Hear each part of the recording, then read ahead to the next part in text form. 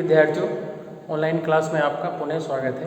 ये क्लास आपकी BSc first year physics का पेपर फर्स्ट मैकेनिक्स का लेक्चर नंबर 55। चलिए वीडियो स्टार्ट करते हैं। इसमें हमने लास्ट वाले डेरिवेशन में जो पढ़ा था कि नाभिक के द्वारा धनावेशित कण का प्रकीर्णन, उस पर कंप्लीट कर लिया था। गमन दूरी के लिए व्यंजक जो ज्ञात करना था वो इतना ही आपसे पूछा जाता है, ठीक है। तो इसको कंप्लीट कर लिया। उसके बाद आज जो है कुछ नया टॉपिक पढ़ रहे हैं, वो देखिए जरा क्या है। तो इससे पहले हमने आपको एक डेफिनेशन बताई थी कोणीय संवेग की, अगर आपको याद होगी। नहीं याद हो देखिए, मैं एक बार फिर से रिवाइज करा देता हूँ। क्या थी?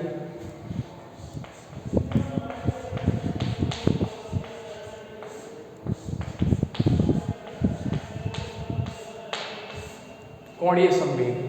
कोणीय संवेग में हमने क्या बताया था आपको कि इसमें ये होता है कि किसी कण के रेखीय संवेग को या रेखीय संवेग का एक नियत बिंदु के सापेक्ष आघूर्ण ज्ञात किया जाता है। नियत बिंदु के सापेक्ष आघूर्ण ज्ञात किया जाता है, और वही जो आघूर्ण होता है वो उस कण का कोणीय संवेग कहलाता है। नहीं, रेखीय संवेग का एक नियत बिंदु के सापेक्ष आघूर्ण क्या कहलाता है? कोणीय संवेग कहलाता है, ठीक है। तो उसी को आज थोड़ा सा और डिस्क्राइब करेंगे, ठीक है। बलाघूर्ण पढ़ेंगे, कोणीय संवेग और बलाघूर्ण में संबंध पढ़ते हैं, ठीक है। तो इसको एक बार फिर से, अब परिभाषा आपकी लिखिए, कोई दिक्कत नहीं। एक बार फिर से जो है डेफिनेशन लिखते हैं इसकी, कोणीय संवेग।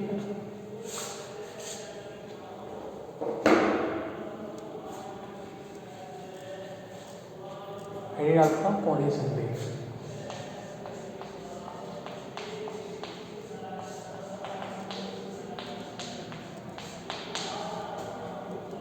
डेफिनेशन लिखते हैं इसके पहले जल्दी से।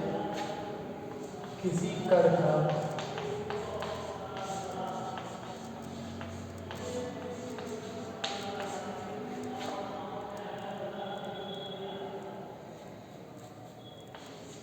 किसी कण के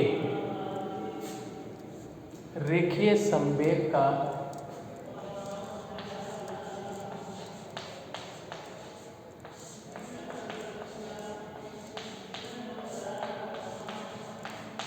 किसी कण के रेखीय संवेग का एक नियत बिंदु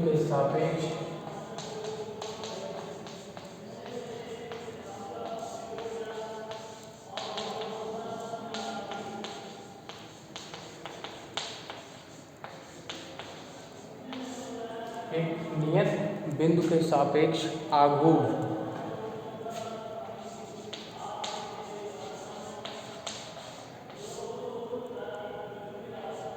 उस कण का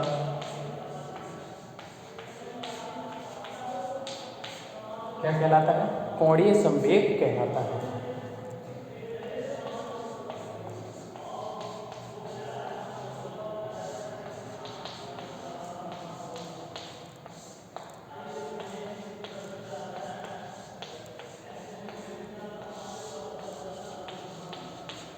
उस कण का कोणीय संवेग कहलाता है। इसे कैपिटल जे से व्यक्त किया जाता है।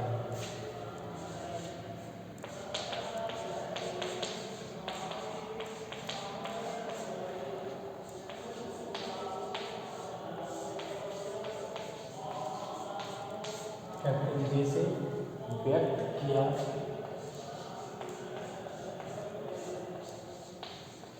जाता है।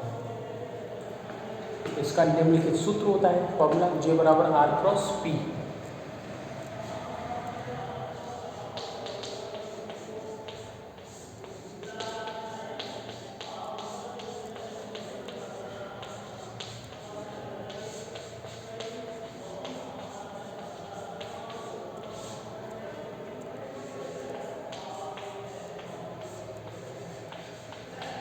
सूत्र निम्नलिखित होता है, J बराबर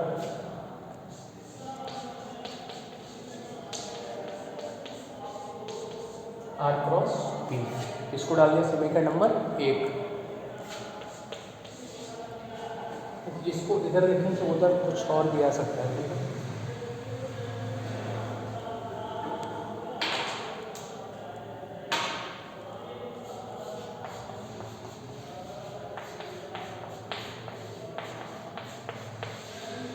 ये आ गया समीकरण नंबर 1। P संवेग है, P बराबर mv mass into velocity.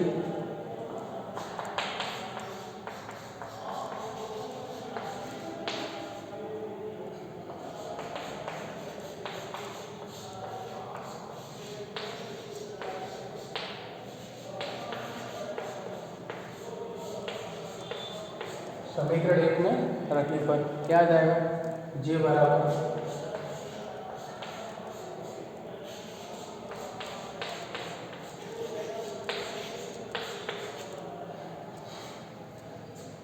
M M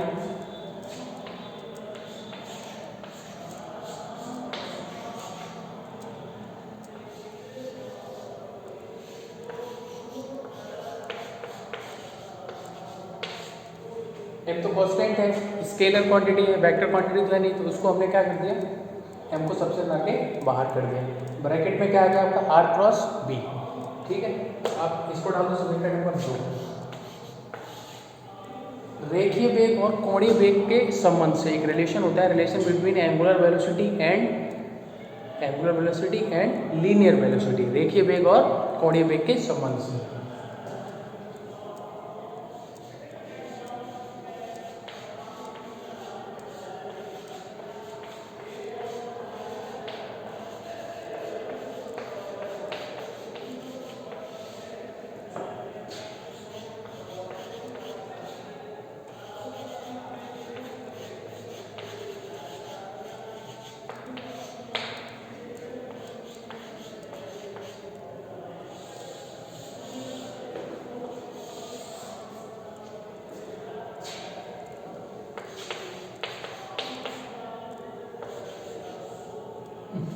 संबंध क्या होता है वो लिखो पहले। संबंध होता है B बराबर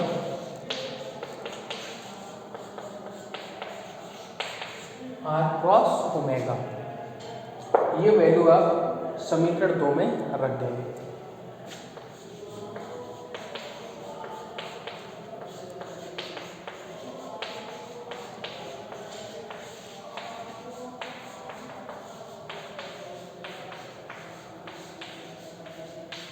रख दो जे बराबर, अब यहाँ पर बड़ा ब्रैकेट लगाइए,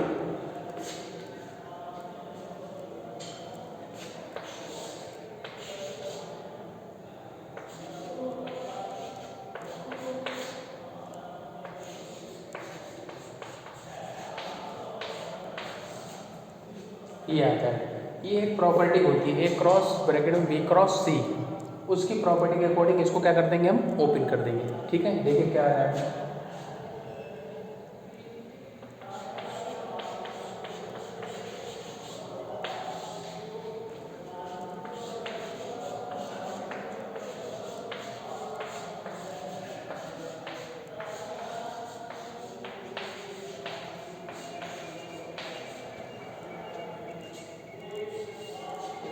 ये आ जाएगा, एक बार आर बाहर हो जाएगा, एक बार ओमेगा बाहर हो गया और एक बार आर बाहर हो जाता है। ठीक है, ये आ गया, इसको नोट करिए, पढ़ा फिर आगे बढ़ो।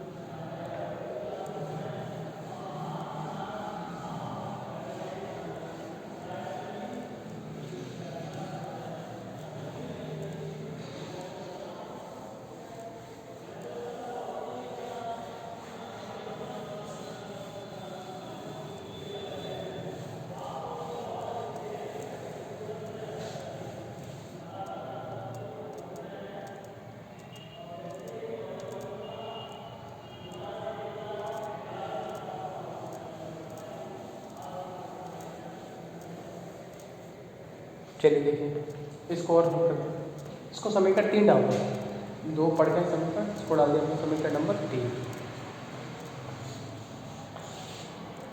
पहला कौन समीकरण था, जे बराबर आर क्रॉस पी का मान रखा हमने एम बी के बाद जो है कोणीय वेग वाला मान रखा, रेखीय वेग और कोणीय वेग को संबंध, तो फिर ये आ गया आपका समीकरण नंबर 3। अब देखिए इसमें अगर समीकरण 3 में आप ध्यान से देखेंगे तो एक स्टेप जीरो होगा। कौन सा जीरो होगा, ये होगा या ये होगा। ये स्टेप जीरो होगा आर डॉट ओमेगा। कैसे होगा जरा देखिए। कोणीय वेग का मतलब क्या होता है? कोणीय वेग वहाँ देखा जाता है जब कोई कण कैसी गति कर रहा हो, वृत्ताकार गति कर रहा हो। ठीक है,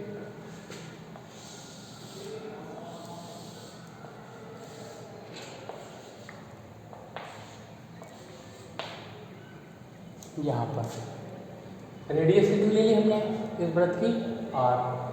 और अगर हम जब कोई कण सर्कुलर मोशन में गति कर रहा हो, वृत्ताकार पथ पर गति कर रहा हो, तो उसका हमें अगर वेग दिखाना है, वेलोसिटी अगर रिप्रेजेंट करनी है, ठीक है, तो उस वृत्त है जो उसकी परिधि पर खींची गई स्पर्श रेखा के अनुदिश ही उस कण का वेग होता है।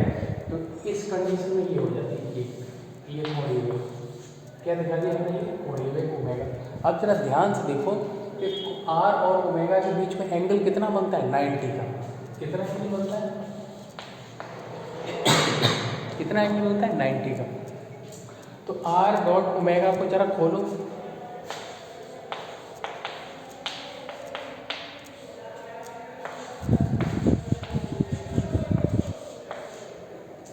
कॉस 90 होगा। आर ओमेगा के बीच में कितना कोण है, 90। तो कॉस थीटा, थीटा की वैल्यू 90, तो कॉस 90 की वैल्यू क्या होती है, 0। R dot omega, R omega 0। कितनी वैल्यू आ गई आर ओमेगा की, आगे बस सुनो, इसको नोट नहीं करना, इसको समझाने के लिए था, इसको मैं हटा दे रहा हूँ। ठीक,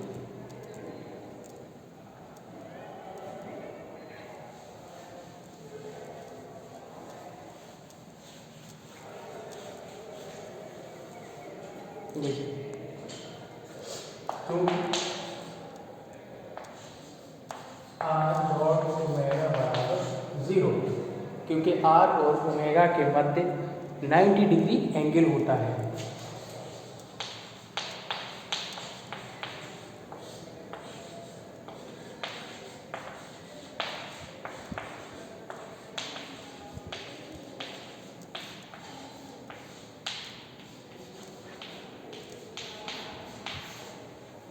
डिग्री कोण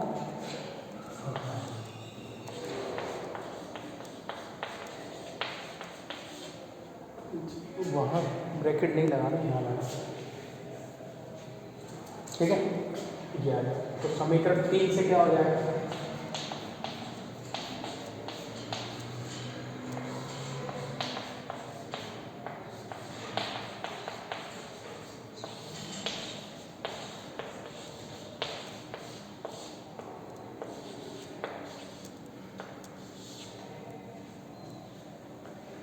जीरो हो जाएगा। स्टेप केवल ये बचेगा। अब आर डॉट आर क्या होंगे, स्केलर प्रोडक्ट है उसी वेक्टर का, उसी वेक्टर के साथ, तो स्क्वायर आ जाता है आर स्क्वायर।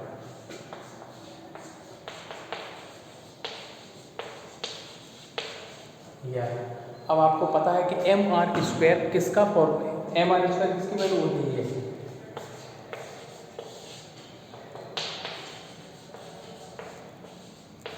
एम स्क्वायर किसका फॉर्मूला होता है, सीनियर में पढ़ा है आपने, जड़त्व आघूर्ण का। किसका होता है, जड़त्व आघूर्ण का, मोमेंट ऑफ इनर्शिया। ठीक है, और जड़त्व आघूर्ण को दिखाते हैं आई से।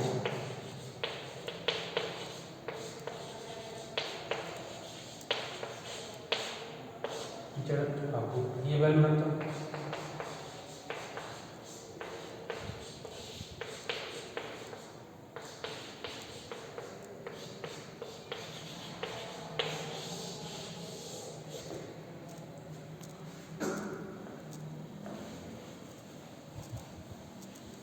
ये आपका कोणीय संवेग और जड़त्व आघूर्ण में संबंध है। इसको नोट कर लें, तो लिख देता हूँ।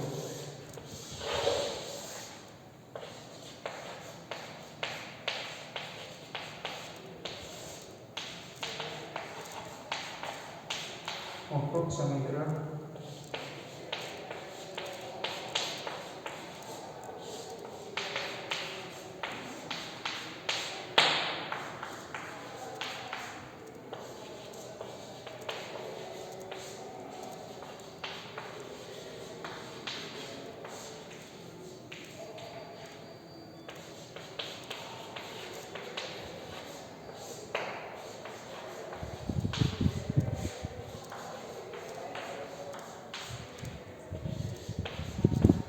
करिए इसको नोट।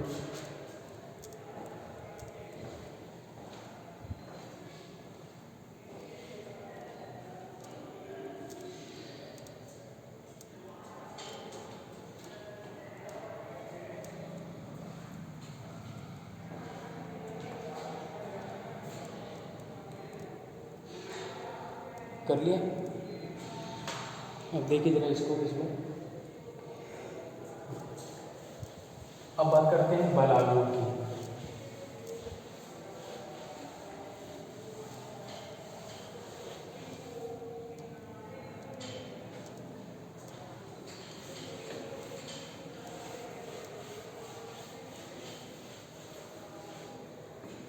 अब इसमें बल आघूर्ण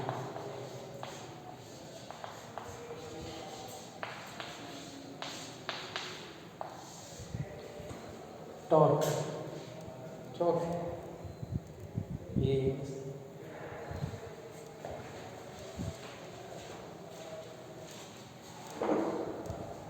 ठीक है। बलागुड़ क्या होता है जरा देखिए। जड़ती निर्देश तंत्र में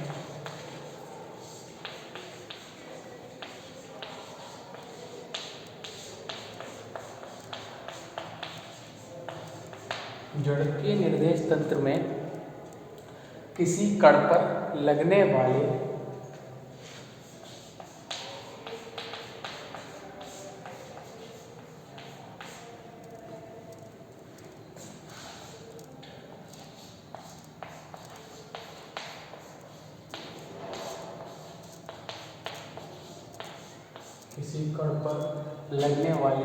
बल का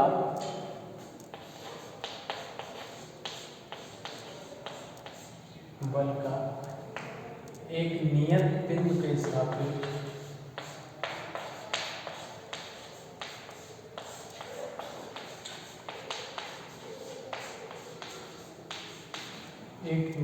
बिंदु के सापेक्ष आघूर्ण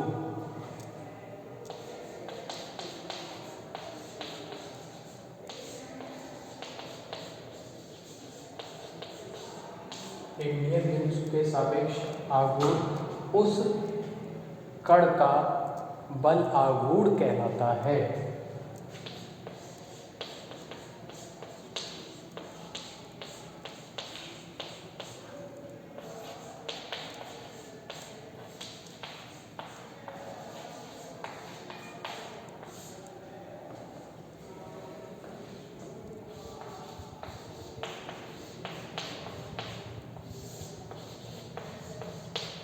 कण का बल आघूर्ण कहलाता है।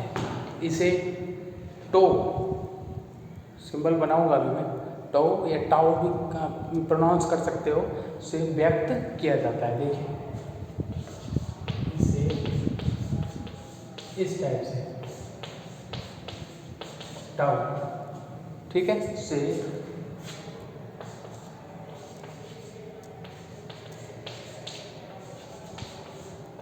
व्यक्त किया जाता है,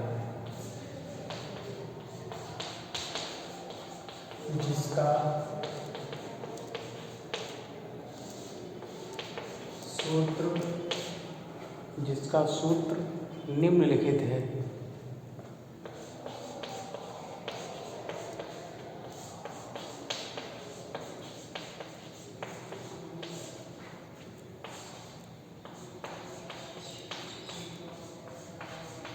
इसका सूत्र निम्नलिखित होता है।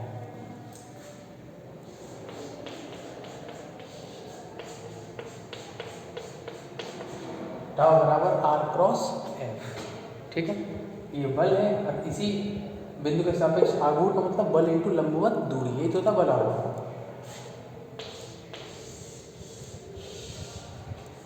ये हो गया आपका टाउ बराबर आर क्रॉस एफ। अब कोणीय संवेग संरक्षण सिद्धांत को और पढ़ लेते हैं थोड़ा, इसको नोट करो है ना, फिर उसके बाद ये आगे बढ़ते हैं। नोट कीजिए इसको।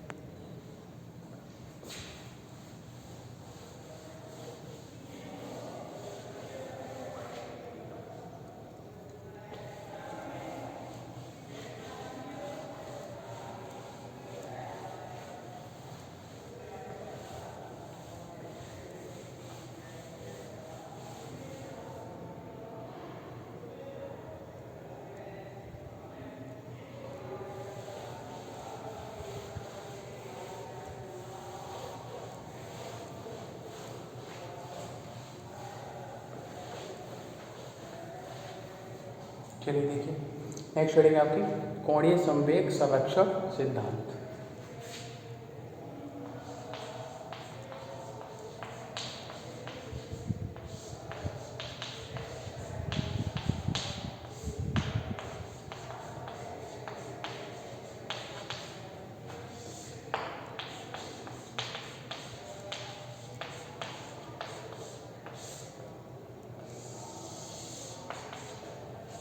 कोणीय संवेग संरक्षण सिद्धांत, इसको कोणीय संवेग के सूत्र से।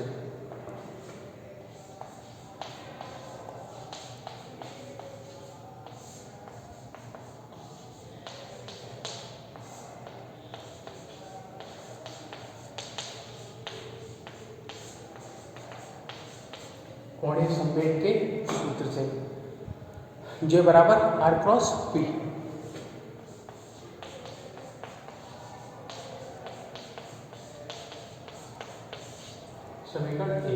समीकरण एक का t के सापेक्ष अवकलन करने पर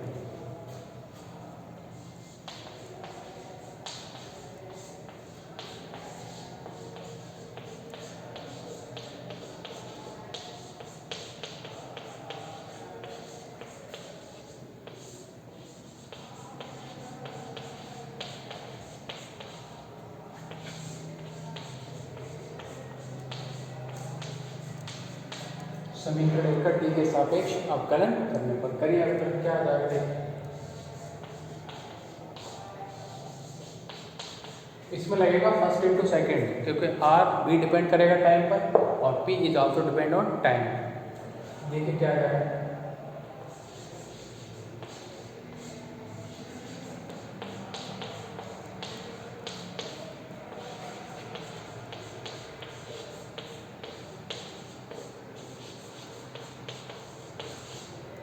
ये आ गया। एक बार r का कर दिया, p को एज इट इज रख दिया। एक बार p का कर दिया, r एज इट इज रख दिया। ठीक है, ये इक्वेशन है। अब समीकरण 2 में अगर ध्यान से देखेंगे तो एक स्टेप इसमें जीरो होगा। कौन सा जीरो होगा, जरा देखिए, ये स्टेप जीरो होगा। क्यों होगा, मैं समझा देता हूँ। इधर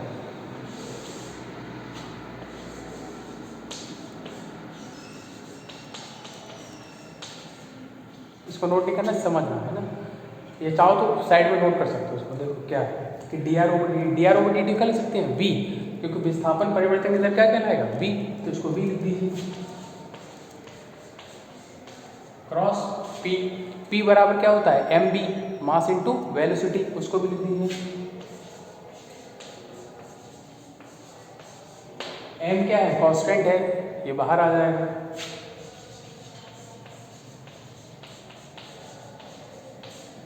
v क्रॉस v प्रॉपर्टी क्या होती है, अगर वेक्टर का उसी वेक्टर के साथ सदिश गुणन हो जाए, क्रॉस प्रोडक्ट हो, तो वो वैल्यू जीरो होती है। तो ये जो v क्रॉस v यानी i cap cross i cap क्या होता है, जीरो। ऐसे v vector v cross vector v बराबर जीरो, तो ये वैल्यू आपको क्या मिल जाएगी, जीरो के बराबर मिल जाएगी। इसको आप चाहो तो साइड में नोट कर सकते हैं। ठीक है, तो ये वैल्यू यहाँ पर मैं लिख देता हूँ, चूँकि dr/dt क्रॉस p बराबर जीरो।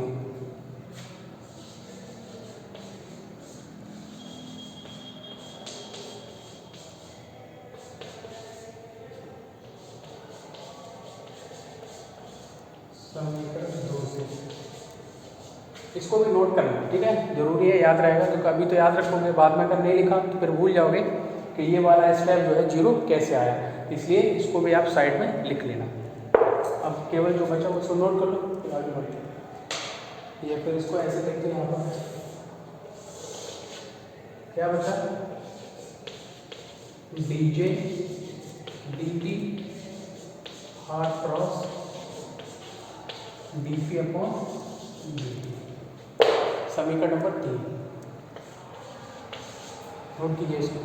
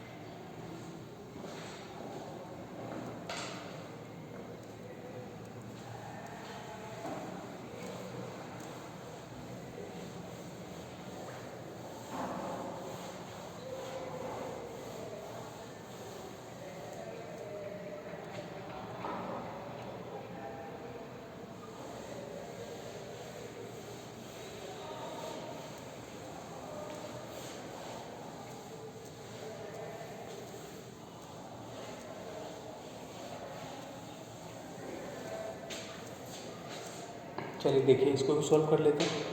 ये है, अब अगर जरा ध्यान से देखोगे न्यूटन का जो दूसरा नियम है बल का नियम, क्या कहता है कि कोणीय संवेग परिवर्तन की दर उस कण पर लगाए गए बल के कैसे होती है, बराबर होती है। तो dp अपॉन dt कर सकते हैं, F के बराबर लिख सकते हैं।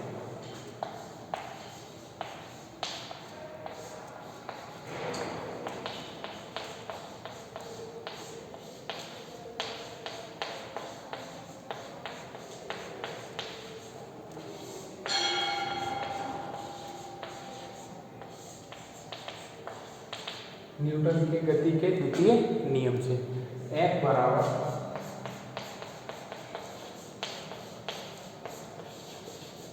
dp अपॉन dt, ये वैल्यू समीकरण 3 में पुट कर दी है।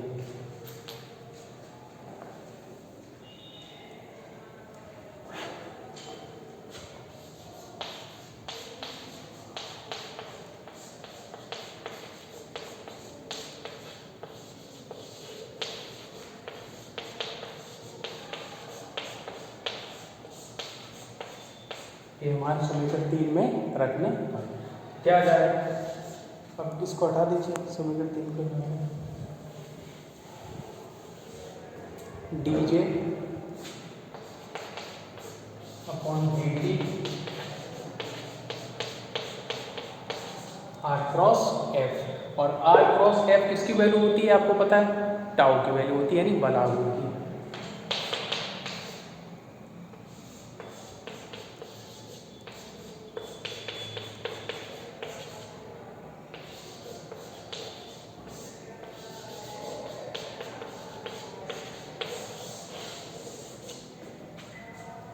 ये कोणीय संवेग और बल आघूर्ण में संबंध है।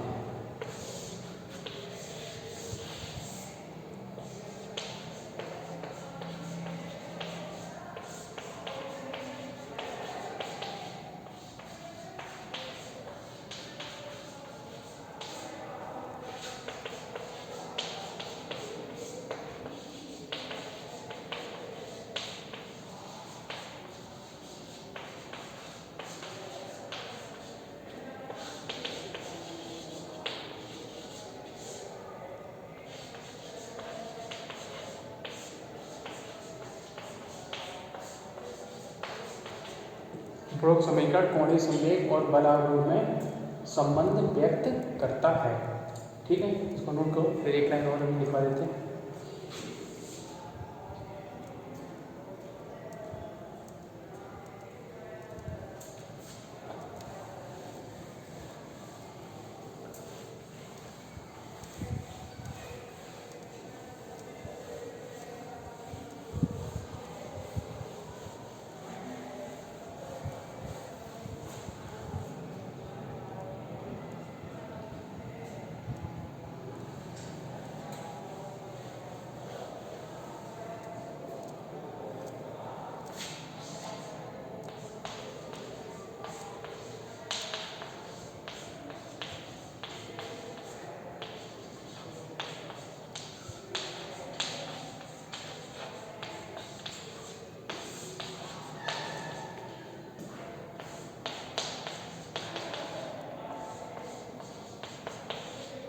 टाउ बराबर 0 होगा, टाउ बराबर r क्रॉस f तो 0 होगा, टाउ बराबर 0 होगा तब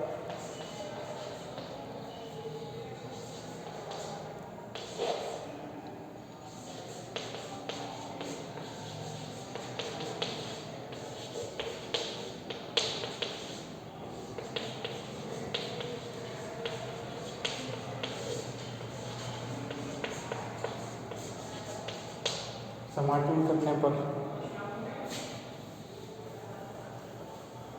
जे बराबर क्या मिलेगा आपको,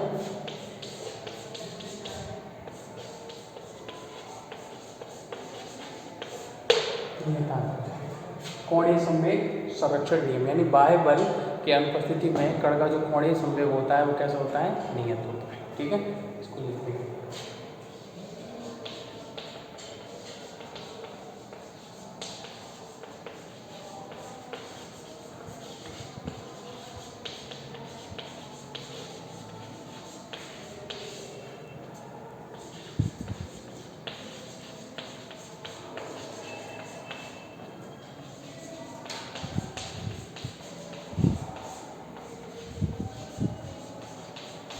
कोणीय संवेग कैसा होता है? नियत होता है।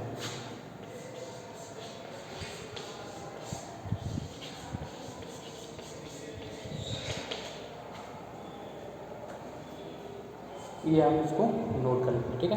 और ये हो गया आपका टॉपिक कंप्लीट। ये कभी भी रिलेशन पूछा जाता है कि कोणीय संवेग और बलागुण किसे कहते हैं, और दोनों कोणीय संवेग बलागुण के संबंध ज्ञात कीजिए, ठीक है। हो गया कंप्लीट। नेक्स्ट अपने नेक्स्ट वीडियो में डिस्कस करते हैं।